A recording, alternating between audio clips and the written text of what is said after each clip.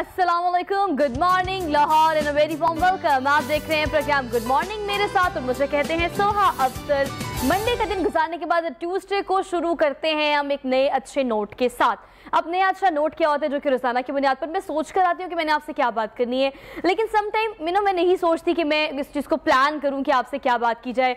तो आज मैंने सोचा कि यहाँ बैठकर इस हॉट सीट पर बैठकर मुझे जो पहली थॉट आएगी वो मैं आप लोगों से शेयर कर दूँगी। ये मेरे आज के प्रोग्राम का प्लान था। और पहली बात मेरे दिमाग में ये आई कि हम हमेशा ये बड़े नॉर्मली कहते हैं गलती से मिस्टेक हो गई, ये जाने बगैर कि गलती और मिस्टेक एक ही बात है, लेकिन हम क्या नहीं करते, क्या चीज़ कॉमन है जो कि प्रैक्टिस में आजकल हर दूसरा बंदा कर रहा होता है, अपनी गलती को हम ऑन नहीं करते।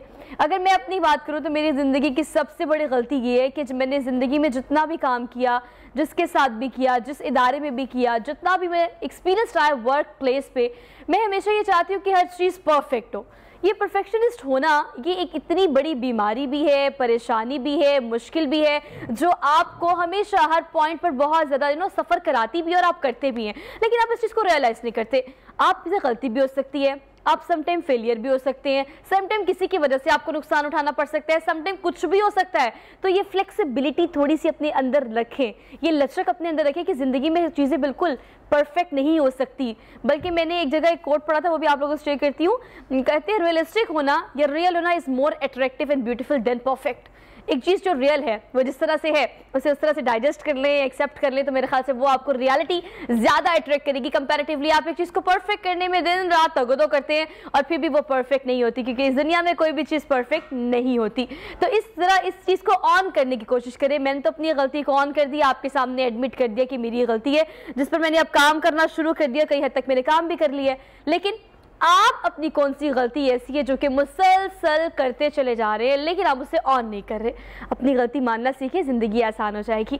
प्रोग्राम को इस अच्छे नोट पर शुरू करते हैं, लेकिन आज का टॉपिक जो है, चूँकि मानसून की कल ज़बरदस्त सी बारिश हुई है, मौसम अच्छा है, लेकिन मानसून इस नौयत का होता है कि गुलबर्ग में बारिश हो रही होती है और गुलबर्ग 2 में नहीं हो रही होती, 3 में बारिश हो रही होती है। मतलब एक बादल है जो हर जगह घूम के अच्छे से मौसम सुहाना भी कर रहा होता है। लेकिन अच्छी बात यह है, दुआ करें कि धूप ना निकले। अगर धूप निकले तो फिर तेज़ हब्स हो जाएगी और मौसम का मजा किरकिरा हो जाएगा।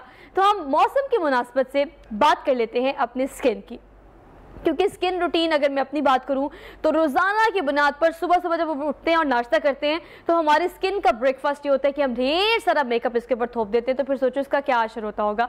ये तो मेरी मजबूरी है, लेकिन मेरी मजबूरी के साथ साथ अगर मैं इर्द गिर्द लोगों को देखती हूँ तो ये उनकी ज़िंदगी का भी रूटीन है। इवन दो कि उन्होंने स्क्रीन पर नहीं आना होता, लेकिन मेकअप करना हर ब्लॉगर का, इन्फ्लुएंसर का, सोशल मीडिया एक्टिविस्ट का, आपके सेलिब्रिटीज़ का, इवन दो जो आम जॉब होल्डर्स है, they should be look representable, तो उनके लिए भी मेकअप करना उतना ही ज़रूरी होता है। तो मौसम की मुनासबत से स्किन केयर क्या होनी चाहिए आपकी, प्लस एक और बहुत अहम चीज़ जिसको मैं आज प्रोग्राम में डिस्कस करना चाहती हूँ। मार्केट में 1001 रिव्यू बेस्ड आपके पास ऐसे ट्रीटमेंट्स मौजूद हैं जिस पर लोग आजकल रिलाई कर रहे हैं, क्योंकि मेरे जैसी बंदी रिलाई करती है रिव्यू पे। तो ये हमारे blogger, influencer, social media activist जब कहीं जाते हैं, विजिट करते हैं, अच्छा रिव्यू देते हैं, उस अच्छे रिव्यू को हम पढ़ते हैं, रिलाई करते हैं और जाकर हम वहाँ से सर्विसेज ले लेते हैं।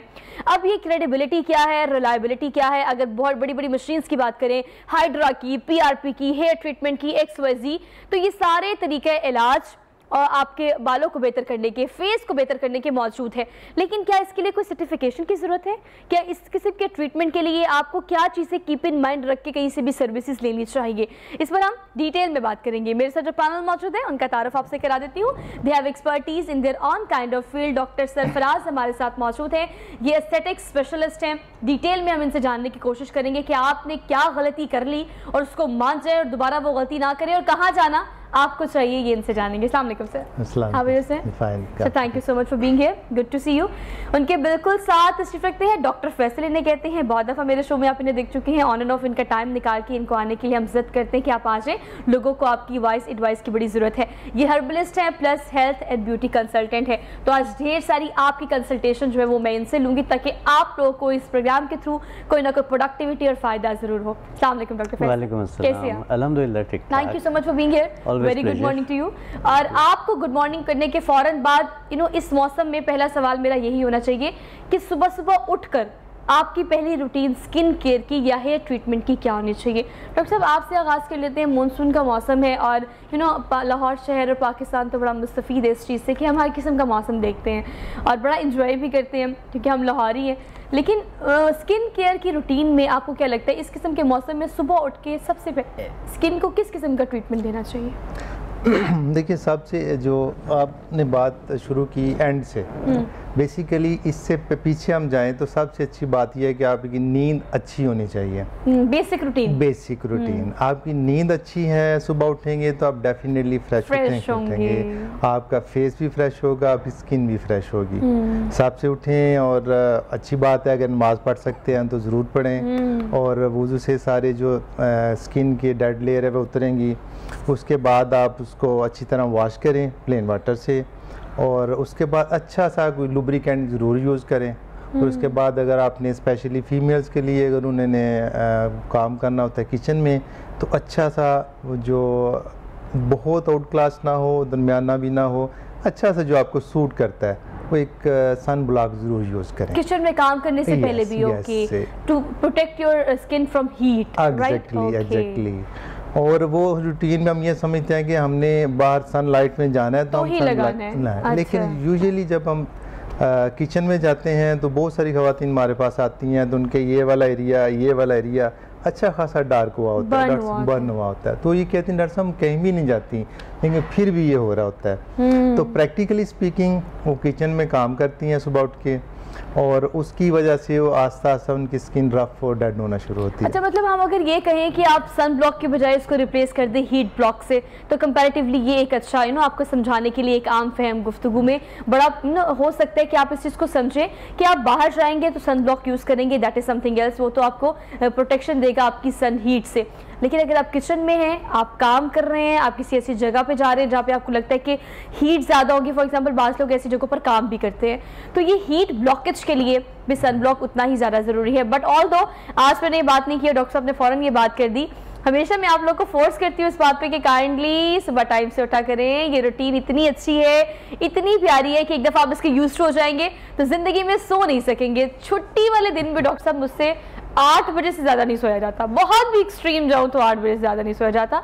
कितना ज़रूरी है हमारे लिए रूटीन बेहतर करना स्किन पे, और ट्रीटमेंट पे तो हम बात पे आते हैं। बिल्कुल, जैसे डॉक्टर साहब ने भी कहा, आपने भी कहा कि लाइफस्टाइल तो चेंज करना आप सबके लिए बहुत ज़रूरी है। उसी से आपकी इम्यूनिटी बेहतर होगी, उसी से आपकी स्किन बेहतर होगी, उसी से आपके बाल अच्छे होंगे, उसी से आपका डाइजेशन अच्छा होगा। जब ये सारी चीज़ें कलेक्टिवली ठीक होंगी तो फिर आपको बहुत सारे प्रोसीजर्स से बच जाते हैं हम, आप अपनी एजिंग को डिले कर सकते हैं। अभी डॉक्टर साहब से पहले प्रोग्राम से पहले बात ये हो रही थी कि जो प्रोसीजर्स हैं वो तो अपनी जगह ही हैं, लेकिन ये है कि डॉक्टर साहब कहते हैं कि आप अपनी एज के नहीं लगते। तो मैं उनसे ये कह रहा था कि अभी आपसे भी मैं ये कह रहा हूँ कि एज को डिले करना इतना मुश्किल नहीं है, लेकिन मुश्किल है। मैं खाली आपको एक अपना लाइफस्टाइल चेंज करना पड़ता है या सेट करना पड़ता है, चेंज भी नहीं सेट करना पड़ता है। आपको अपनी प्रायोरिटीज़ देखनी पड़ती हैं कि क्या है। अब बिला वजह रात को लेट नाइट जागते रहेंगे, स्क्रीनिंग करते रहेंगे तो इसकी रेस भी पड़ रही हैं, स्ट्रेस भी पड़ रहा है, वही सब कुछ आपकी स्किन पे और बालों पे आना शुरू हो गया। और ये वो नुकसान है जो हम मुफ्त का ले रहे होते हैं। बिल्कुल ऐसे ही आप देखें आजकल टीन एजर्स जो बच्चे बच्चियाँ हैं उनके चेहरे पे रौनक ही नहीं है, बिल्कुल डल स्किन हैं, बिल्कुल मुरझाए हुए चेहरे हैं, इसलिए कि रात को लेट नाइट जंक खाते हैं, उसके बाद बैठे रहते हैं, कोई फ्रेश डाइट नहीं है, कोई फ्रेश एक्टिविटी नहीं है, तो उसकी वजह से सारे प्रॉब्लम्स आ रहे हैं। अच्छा, तो डॉक्टर साहब ये मुझे ऐसा भी लगता है कि अगर आप एक दफ़ा जल्दी सोने के या फिर रात को सोने के, जल्दी की बात नहीं कह रही, मैं नहीं कह रही कि आप 10 बजे सो जाएं, 9 बजे सो जाएं, हालांकि सो जाना चाहिए, लेकिन अगर आप 12 बजे के बाद भी रात की नींद लेते हैं और सारी रात सुकून से सोते हैं और सुबह 6-7 बजे भी उठते हैं तो यकीन करें रात की 1 घंटे की नींद सुबह के 4 घंटों के मुतरादिफ है और आप इस चीज़ को रिप्लेस नहीं कर सकते। आप सोचिए कि मैंने एक जगह पढ़ा था कि जब आप एक्सरसाइज करते हैं तो आपके जिस्म से जो स्वेटिंग होती है और जो रेज आपके जिस्म से बाहर निकलती है वो एक इस तरह से एक टॉक्सिक है कि उसके बाद आपको फील होता है कि you are having something like drugs और इस तरह की चीज़, मतलब वो एक नशा आपको दे देता है, इतना रिफ्रेश होने का नशा। तो ये चीजें करने के बाद पता लगती है, वो सोने का नशा हो, भागने का हो, जॉगिंग करने का हो या एक्सरसाइज करने का हो, ये जब तक आप करेंगे नहीं ना एक्सपीरियंस, आपको समझ नहीं आएगा। तो एक दफ़ा करना पड़ेगा। जब बंदा रात को सोने का आदी हो ना, मतलब मुझे नहीं लगता कि मैं 8 घंटे की नींद अगर मैं नहीं लूँगी तो मुझे लगता है मैं मर जाऊँगी। मतलब 8 घंटे की नींद इतनी ज़रूरी है मेरे लिए, बिकॉज मेरी बॉडी यूज टू है, मेरा माइंड यूज टू है। डॉक्टर साहब इस हवाले से बताइएगा कि चलिए हम नींद की बात कर रहे हैं, लेकिन हम डायरेक्टली रिलेट करते हैं इन चीज़ों को अपनी अपीयरेंस से। अगर हम अच्छा सोते हैं, टाइम से सोते हैं, टाइम से खाते हैं, तो हमारा फेस बिल्कुल ठीक रहता है, पिंपल्स नहीं निकलते, रिफ्रेश रहता है। अच्छा, बालों की रूटीन की भी हम बात करेंगे। हम ट्रीटमेंट्स में आते हैं, लेकिन ट्रीटमेंट्स में जाने से पहले हम डैमेज का कॉज देख लेते हैं कि हमारा डैमेज कॉज क्या है। अब अगर नींद की बात कर लो या हमारी डेली रूटीन की बात कर लो, तो बाल आजकल पहले ज़माने में इतने लंबे लंबे बाल हुआ करते थे ख़वातीन के। मेरे अब्बा को आज भी बहुत शौक है कि मेरे बच्चों के बाल लंबे हो, मेरी बेगम के बाल लंबे हो, लेकिन होते ही नहीं है। इसके पीछे क्या आपकी रूटीन की क्या इन्फ्लुएंस है, क्या वजह है? एक्चुअली ना, जो डॉक्टर साहब ने बात की, बात वही है, ना हमने अच्छा खाना है, ना हमने अच्छा सोना है, और ना हमने अच्छा सोचना है। मैं तो बहुत अच्छा सोती हूँ, फिर मेरे बाल नहीं बढ़ते। नहीं, उसकी बात ये ना, कुछ जेनेटिकली हैं, उनको हम चेंज नहीं कर सकते। कुछ फैक्टर ऐसे हैं जो हम इंटरनल केमिस्ट्री ठीक करेंगे। देखिए, हमने ट्रीटमेंट से आपकी एक्सटर्नल केमिस्ट्री बेहतर कर दी, ठीक है। इंटरनल केमिस्ट्री हम ठीक नहीं करते तो डेफिनेटली वो डैमेज आएगा ही आएगा।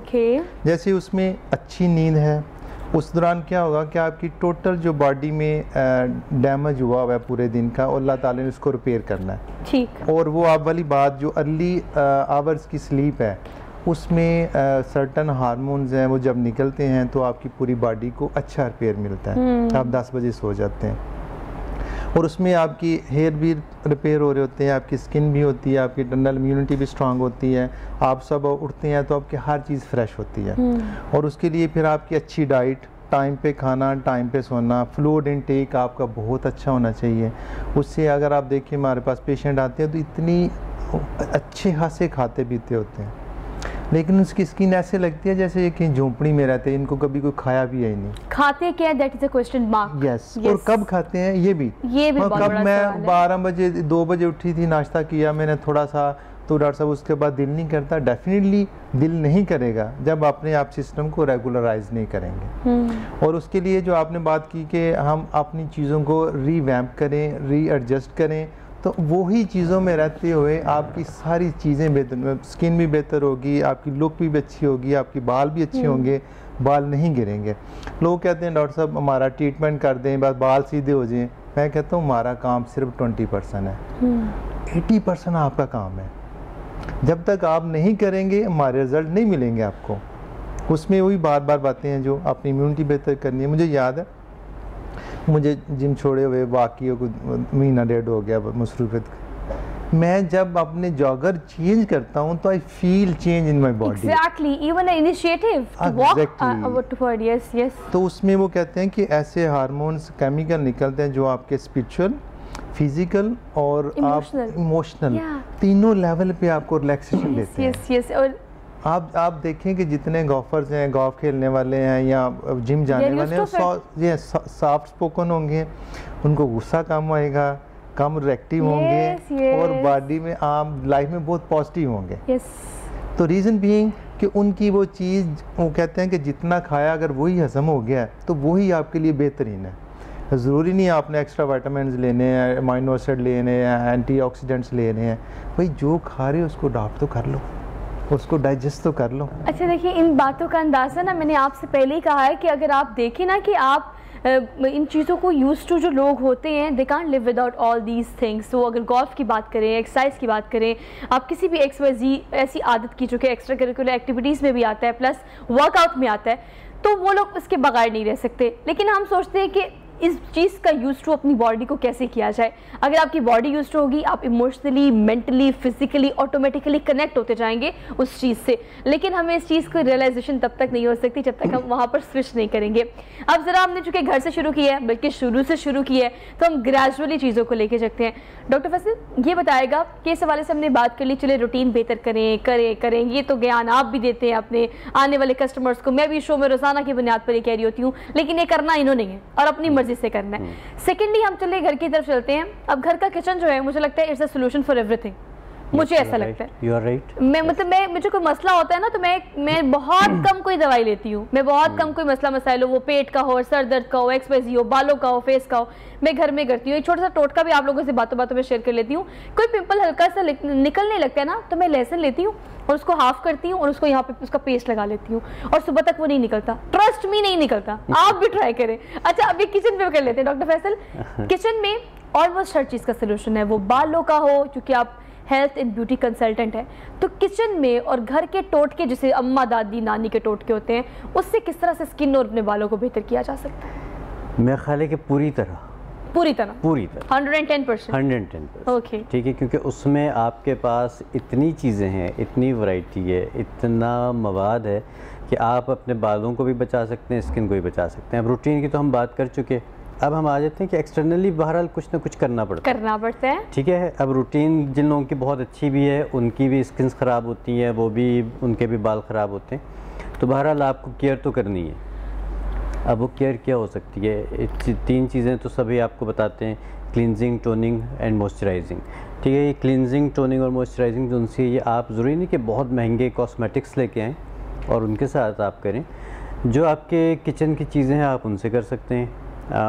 दूध जो उनसे है बेहतरीन क्लींजर है, और अगर इसमें सौंफ डाल के पका लिया जाए, उसको दूध में सौंफ डालें और उसको पका लें, तो एक तो आपकी अरोमा थेरेपी बनेगी, क्योंकि सौंफ का बहुत खूबसूरत जो एक अरोमा है वो आपको आएगा, और उसके साथ ये एक बेहतरीन क्लींजर बन जाएगा फॉर ऑल स्किन टाइप। ठीक है, 5-6 दिन के लिए फ्रिज में भी रखा जा सकता है, आपने डेली भी नहीं बनाना, तो आप अपनी स्किन को इससे क्लींस कर सकते हैं।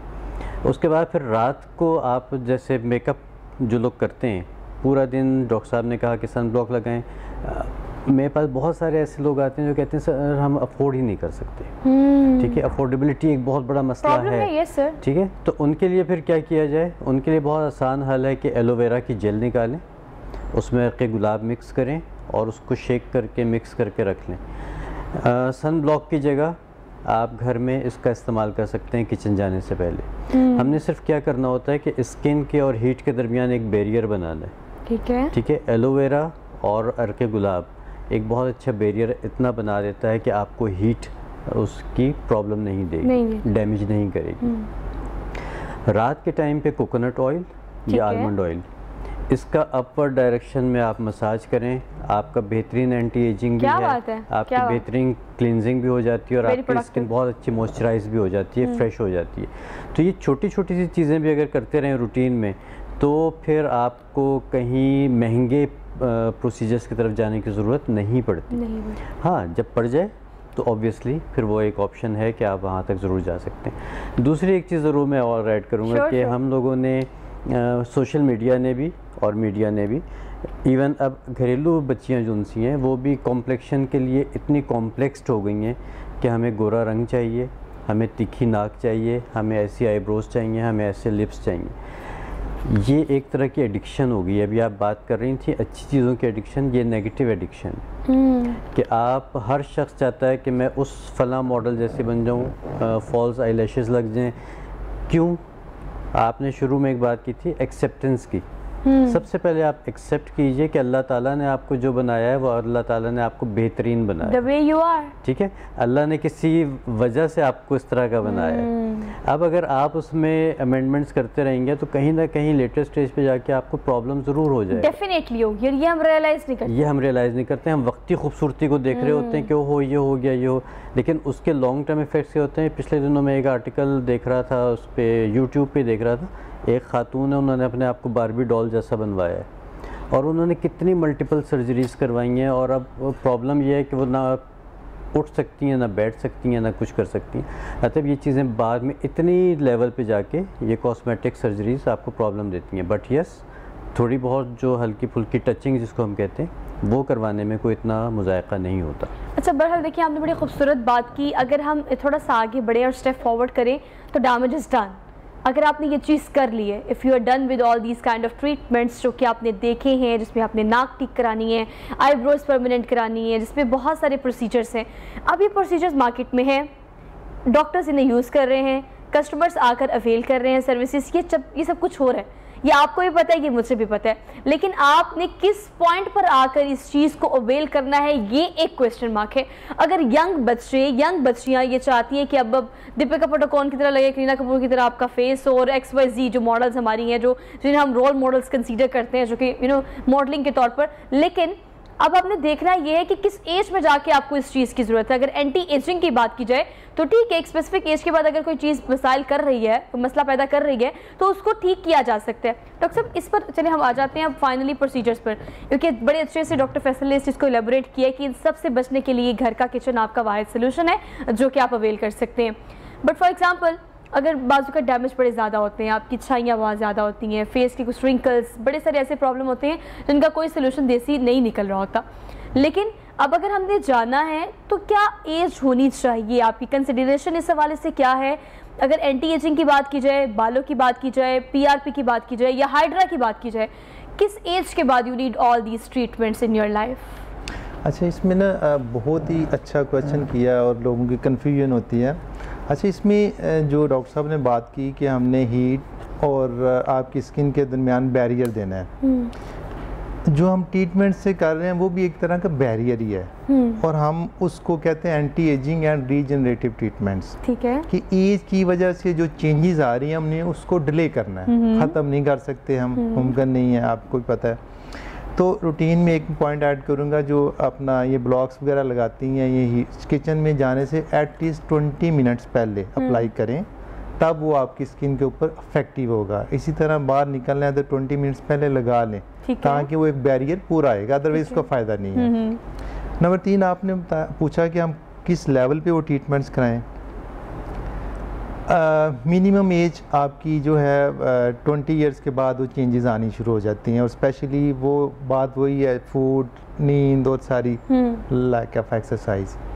उसके बाद अगर आपको चेंजेस आती हैं तो आप जो आपने सबसे जहाँ से शुरू किया प्रोग्राम, कि आप उसको रियलिटी में रह के करें, परफेक्ट ना हो। परफेक्ट सिर्फ अल्लाह की ज़ात है, उसके अलावा पूरी कायनात में कोई परफेक्शन नहीं है।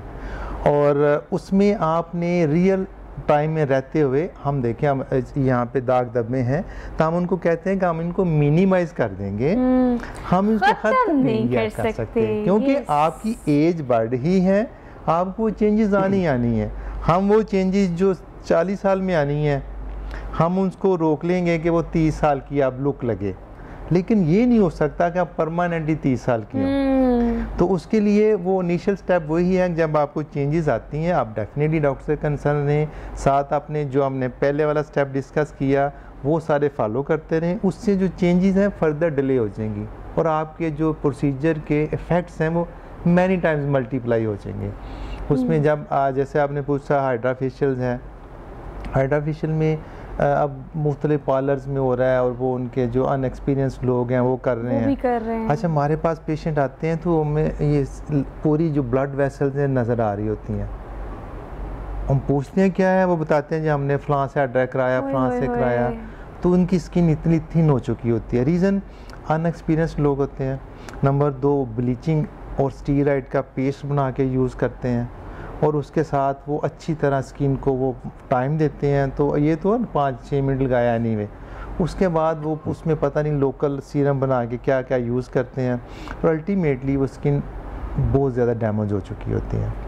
जब भी आपने हाइड्रा फेशियल कराना है, एक एक्सपीरियंस्ड और क्वालिफाइड क्लिनिक से अच्छा, ये एक ऐसी डिस्कशन है डॉक्टर साहब कि मैं कहती हूँ कि इसको हम ब्रेक के बाद कंटिन्यू इस तरह से करें कि सर्टिफिकेशन, आपकी डिग्री, आपका एक्सपीरियंस, आपकी ट्रेनिंग कितनी ज़्यादा ज़रूरी है इन तमाम प्रोसीजर्स को करने के लिए या फिर करवाने के लिए भी आपको किन चीज़ों को कीप इन माइंड रखना पड़ेगा, कहाँ जाने, किस इदारे की, किस सैलून की या किस क्लिनिक की क्रेडिबिलिटी क्या है। लेकिन ब्रेक पर जाने से पहले देखें, आप पैदा होते हैं, जवान होते हैं, बूढ़े होते हैं, ये फेज़ आपकी ज़िंदगी में आने ही आने हैं। हर एज की एक अपनी ग्रेस होती है, उसको आपने कैरी कैसे करना है, that is a question mark. लेकिन हम जो एंटी एजिंग के सारे ट्रीटमेंट्स मौजूद हैं, आखिर इसे करने के बाद 10 साल रुक जाएंगे, 20 साल रुक जाएंगे, आखिर आपने बूढ़ा होना है। तो एज में आपने अपनी स्किन को और हेयर को, जिस एज में भी आप हैं, जिस फेज़ में भी आप हैं, किस तरह से मेनटेन रखना है, किस तरह से ग्रेसफुल रखना है, ये एक टॉपिक है जिसको हम ब्रेक के बाद डिस्कस करेंगे। एक छोटी सी ब्रेक लेनी है, वापस आते हैं। Keep watching good morning Lahore.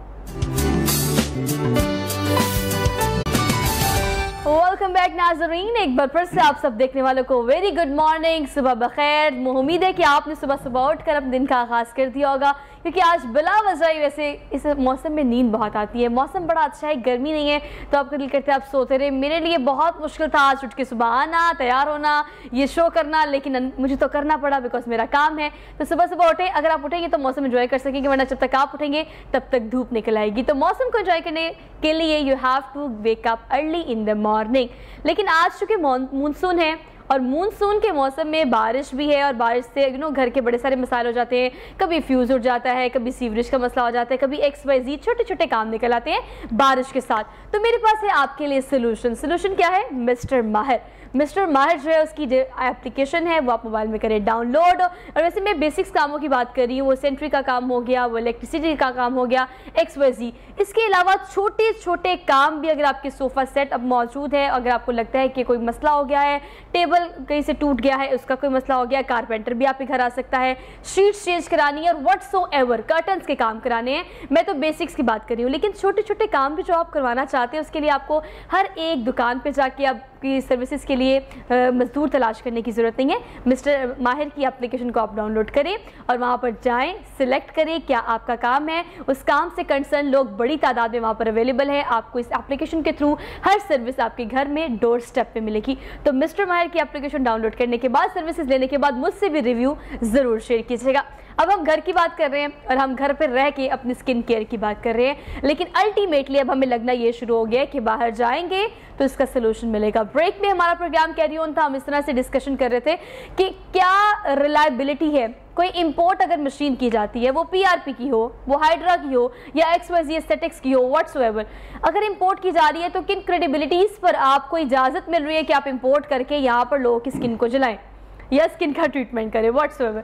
Doctor साहब, हम ब्रेक में इस चीज़ को डिस्कस कर रहे थे कि प्राइसेस है ना, अगर आप चाइना से इंपोर्ट कर रहे हैं, हमारे का US कहीं से भी इंपोर्ट कर रहे हैं आप, तो जब आप इंपोर्ट करते हो तो पाकिस्तान में इंपोर्ट करने की कोई SOPs, टर्म्स एंड कंडीशंस है, या मुझे लगता है अब तो हर दूसरे सैलून में आपको बड़ी मशीन्स चुप के पैसे देके खरीदी जाती हैं मौजूद हैं, लेकिन उसके यूजेज के लिए we should have some kind of SOPs और टर्म्स एंड कंडीशन जो कि हमने नहीं रखी हुई। डेफिनेटली जो इंपोर्ट के लिए इंपोर्ट की अपनी SOPs फॉलो होती हैं, लेकिन एक मशीन इंपोर्टर वो इंपोर्ट कर रहा है तो गवर्नमेंट को इससे कोई गर्ज नहीं होता कि वो क्या इंपोर्ट इस्तेमाल कौन करेगा। एग्जैक्टली।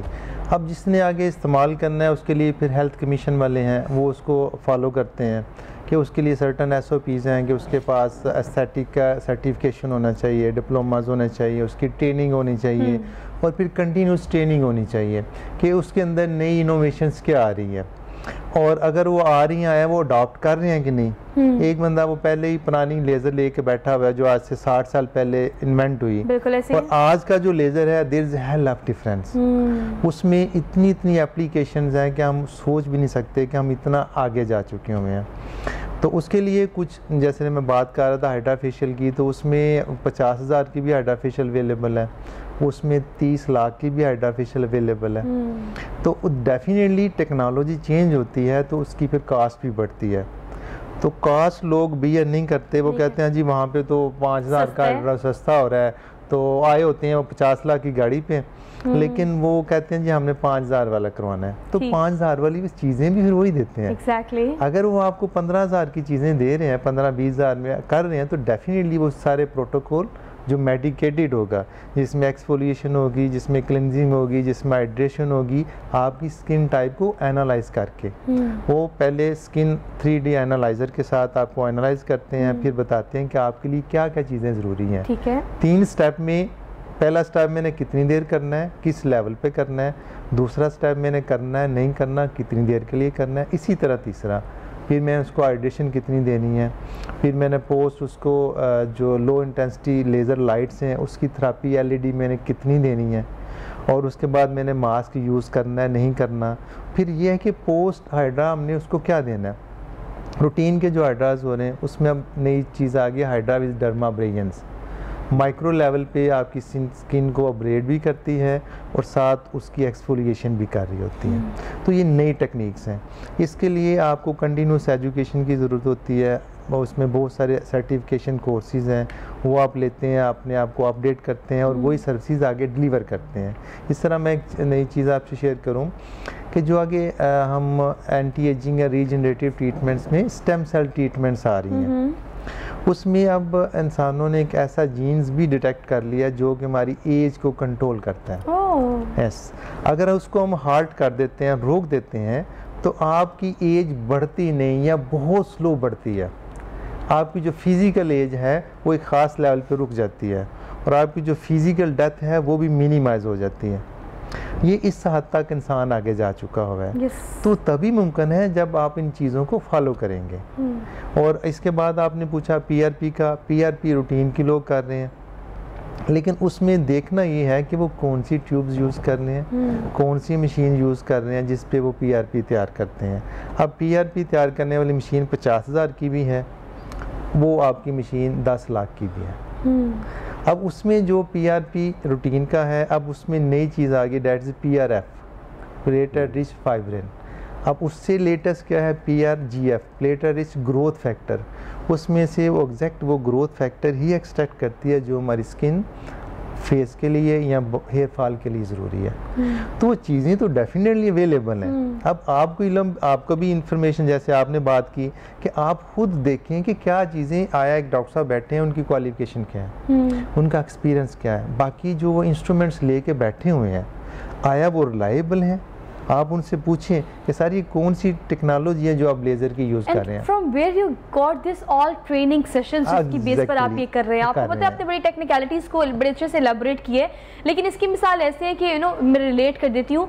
आजकल चूंकि वैक्सीन मुफ्त मिल रही है तो हम कहते हैं भाई ज़रूर कोई मसला है, इसका मतलब मुफ्त मिल रही है ना, मतलब या तो कोई चिप लग गई है या कुछ इंडल्ज कर दिया है हमारे अंदर, या फिर हमने 2 साल बाद मर जाना है। कल मैं अपनी पूरी फैमिली को लेके गई वैक्सीन कराने के लिए और हमने कह के लगा कर इस चीज़ को डिस्कस किया कि 2 साल बाद हमने मर जाना है। हम तो तैयार थे इस चीज़ के लिए।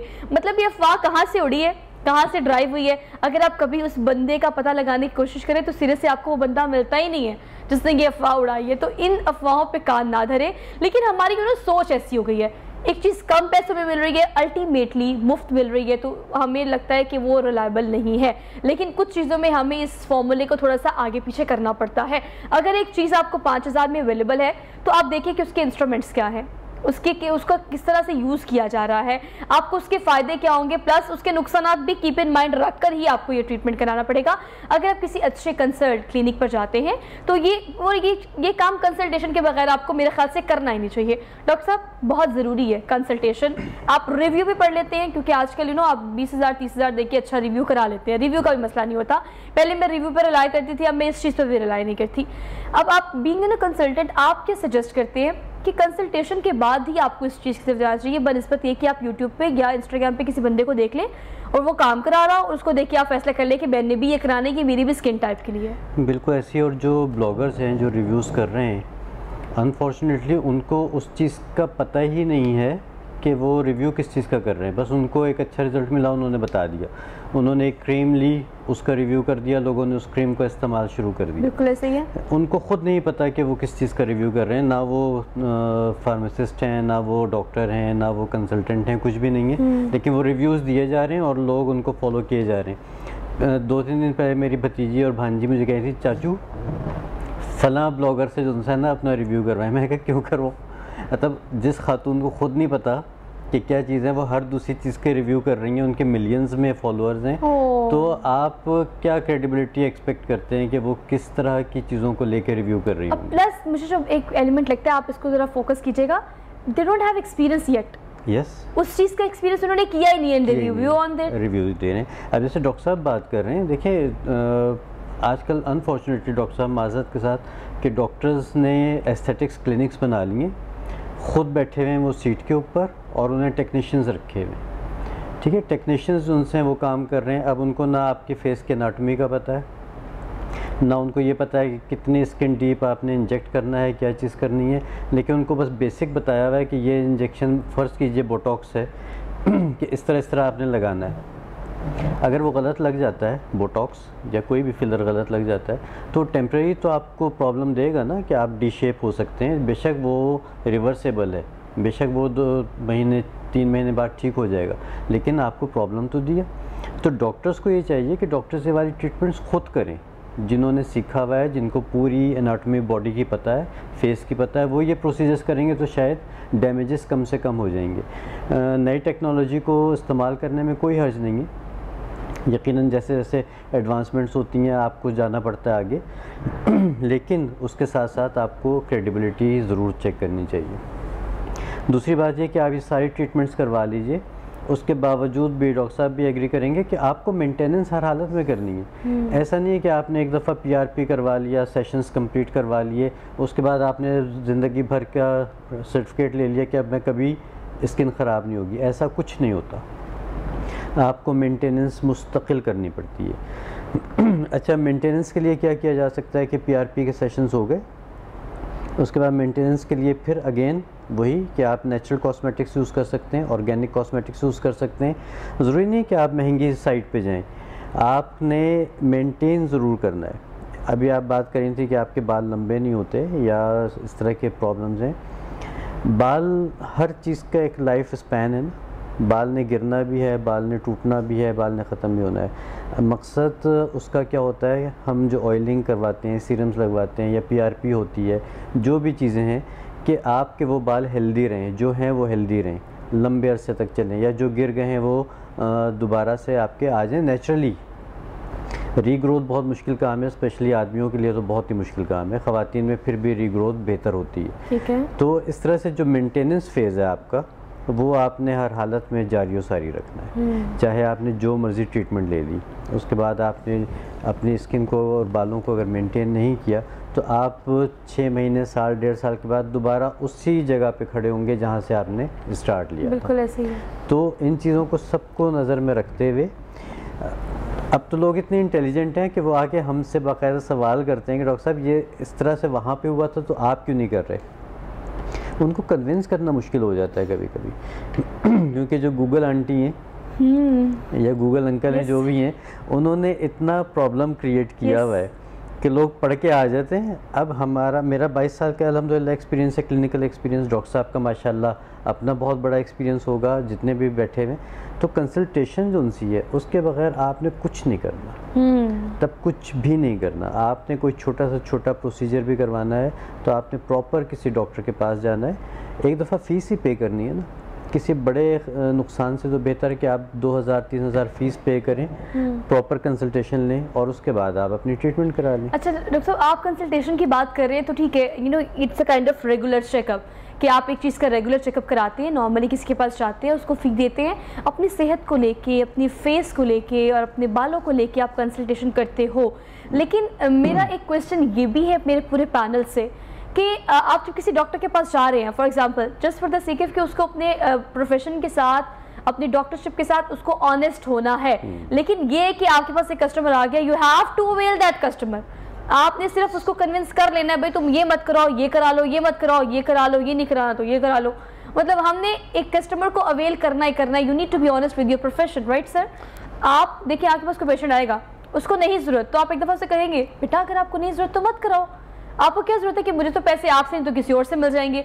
लेकिन ये काम मार्केट में कम किया जा रहा है। आपके पास कोई कस्टमर आ जाते हैं, अगर आप उसे इस चीज़ से मना करते हैं तो कहते हैं कोई बात नहीं, चीक्स ऊपर करा लो, मतलब समथिंग लाइक इस तरह के डॉक्टर्स मार्केट में मौजूद हैं। उसकी एक बेसिक रीज़न है। अब मुझे याद पड़ता है कि कुछ पेशेंट आते हैं जिनको किसी मेडिसिन की ज़रूरत नहीं होती, ठीक है, हम उनको देख के एजुकेटेड है, समझ है, हम उसको कहते हैं कि ये चीज़ें थोड़ी सी लाइफ मॉडिफिकेशन है, ये चीज़ें आपने फॉलो करनी है और ये सारा मसला आपका हल हो जाएगा। वो आपकी बात सुन के जाते हैं, 5 कदम पीछे फिर वापस आते हैं, कहते हैं डॉक्टर साहब वो असी देखो इन्नी दूरों आए हैं, इन्ना वेट भी किया है तो दवाई तो हम लेके नहीं देते। दैट्स वाई हमें कुछ ना कुछ मतलब करना पड़ता है। उसमें डॉक्टर साहब वाली बात को ऐसा प्रोसीजर नहीं होता जिसमें उसका कोई नुकसान हो या एक्स्ट्रा उसके पैसे चार्ज हो, लेकिन उसकी एक साइकी है, वो माइंड सेट बना के आया हुआ है कि कुछ देंगे मुझे। अगर वो नहीं देंगे तो कहते तसल्ली तो हम महल्ले से भी बैठ के ले लेते हैं, डॉक्टर ने कौन सा काम किया है। इसलिए एक साइकी को लेके चलना, उसमें डॉक्टर की कोई बैड इंटेंशंस नहीं होती, लेकिन वो उनको ज़रूर बताता है कि आप ये काम ज़रूर कर लें, साथ ये भी कर लें। अच्छा डॉक्टर साहब, मैं आपको इंटरप्ट कर रही हूँ, ये बात भी ऐड कर लें कि ये बताना भी बहुत ज़रूरी है कि इसके पास या इस प्रोसीजर के बाद या इस ट्रीटमेंट के बाद 110% या 500% इस चीज़ के चांसेस नहीं है कि आपका मसला बिल्कुल ठीक हो जाएगा, बिकॉज लेज़र में, पीआरपी में, एस्थेटिक्स में बहुत सारी चीज़ें ऐसी हैं जो कि टाइम लेकर ठीक होती हैं, लेकिन फिर भी वो 100% ख़त्म नहीं होती। नहीं, मैंने देखिए, हम बात फिर वही से शुरू करते हैं। डॉक्टर साहब ने बात की, ये मेंटेनेंस थेरेपी है, इसको हम कहते हैं anti ageing and regenerative treatments, कि एज की वजह से जो चेंजेस आ रही हैं हम उनको रीजनरेट कर रहे हैं, हम उनको ख़त्म नहीं कर सकते, उनको डिले कर सकते हैं। एग्जैक्टली। तो आप देखें ना, एक हेयर फॉल का प्रॉब्लम, इसमें नई ट्रीटमेंट आ गया, that is extra cellular matrix.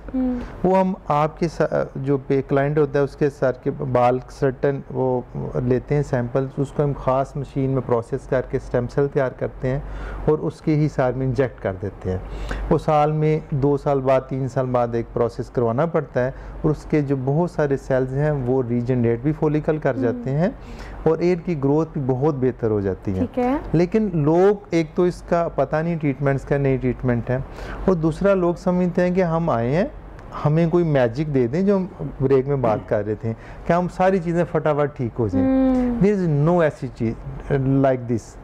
हमने उनको एक प्रोसेस में लेके चलना है कि आपकी ये पिगमेंटेशन आ रही, एज की वजह से आ रही है, हमने उसको डिले कर दिया, कम कर दिया, आपके हेयर फॉल हो रहे हैं, हमने उसको कंट्रोल कर दिया, आपके डार्क सर्कल मारे हम उसको हमने बेहतर कर दिया। तो हम बेहतर कर रहे हैं, वो वाली बात कि हम परफेक्ट नहीं कर रहे, हम उसको रियल की तरफ लेके जा रहे हैं, जितना उसके करीब करीब रह सकते हैं। yes. अच्छा, इसके लिए एक और बड़ी अहम बात है भाई, आप देखें, इस चीज़ को फील करने की कोशिश करें कि जो चीज़ आपको मिल गई है ना, वो हतमी है, वो अल्लाह ताला की तरफ से आपको अता करदा आपकी खूबसूरती है, आपका फेस स्ट्रक्चर है, आपके फीचर्स हैं, whatsoever, you need to be comfortable in your own skin. ये काम हम करते नहीं है, ये काम हमसे होता नहीं है, हम सिर्फ XYZ देखते हैं कि ये चीज़ उसको इतनी खूबसूरत लग रही थी तो भाई मुझे भी उतनी ही प्यारी लगेगी। ऐसा नहीं है, इस चीज़ को रियलाइज़ कर ले। लेकिन ये मेरी नहीं, चलिए आप डॉक्टर फैसल की बात मान लें। डॉक्टर फैसल, आप कैसे कंक्लूड करेंगे, कैसे लोगों को सजेस्ट करेंगे कि you should go for all these treatments, but still एक एज के बाद, एक मसले के बाद, जब आपको उस मसले का हल ना निकल रहा हो, फिर आपको इन प्रोसीजर्स की तरफ जाना चाहिए? ज़रूरत है तो ज़रूर करें। ठीक है, अगर खुदा न खास्ता किसी शख्स को सर्जरी की ज़रूरत है और मैं कहूँ कि नहीं करानी, तो ये गलत होगा ना। करानी है, जहाँ ज़रूरत है ज़रूर करवा लें। देखिए, गैर ज़रूरी चीज़ों से बचें, वो आपको कहीं ना कहीं मसला देंगी। दूसरा ये आप वाली बात कि जो आपको अल्लाह ताला ने दे दिया उस पर खुश रहना सीखें। तीसरी बात ये कि आपके साथ ज़िंदगी में कहीं कोई भी प्रॉब्लम हो सकता है। ठीक है, अभी पिछले कोई 3 महीने पहले मेरी एक आई सर्जरी हुई, मेरी आइज़ का दोनों का फ़र्क आ गया, एक थोड़ी ये वाली छोटी हो गई, एक बड़ी हो गई। अब दूसरों को ज़्यादा प्रॉब्लम है, मुझे इतना प्रॉब्लम नहीं है। ठीक है, एक्सेप्टेंस की बात है ना कि भाई मुझे तो इतना प्रॉब्लम नहीं है, ठीक है, हो गई, छोटी हो गई, अब अल्लाह ताला इसको कायम रखे और मैं इसके साथ ज़िंदगी गुजार लूँ। सलामत है दोनों आंखें।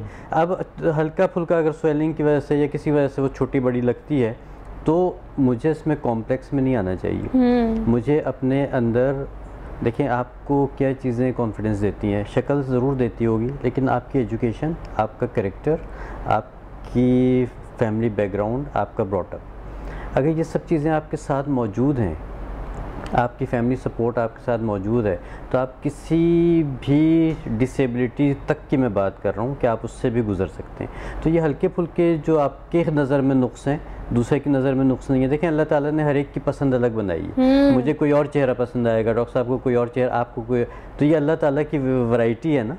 अगर हर शख्स एक जैसा बनने की कोशिश करेगा कि मैं गोरा ही हो जाऊँ, मेरी पलकें इतनी लंबी हो जाएं, मेरे बाल ऐसे हो जाएं, तो फिर आप कि सबकी पसंद जो अल्लाह ताला ने अलग अलग बनाई है, तो फिर वो भी मुतासिर हो जाएगी। So you should be enough confident about yourself कि जो आपको मिल गया है, that is everything for you. Everything. अल्लाह ताला से बेहतर आपको देने वाला कोई नहीं, कोई ज़ात नहीं है। इस चीज़ को रियलाइज कर लें तो मेरे ख्याल से ज़िंदगी आपके लिए बड़ी आसान हो जाएगी। फिर आप लोगों को भी ये लेक्चर देंगे। अच्छा, इसमें मैं कंक्लूडिंग पॉइंट्स दीजिएगा। अच्छा, मैं इसमें 2 चीज़ें मैं ऐड करूँगा। डॉक्टर साहब ने बड़ी प्यारी बात की कि आप वो लें जितनी आपको ज़रूरत है।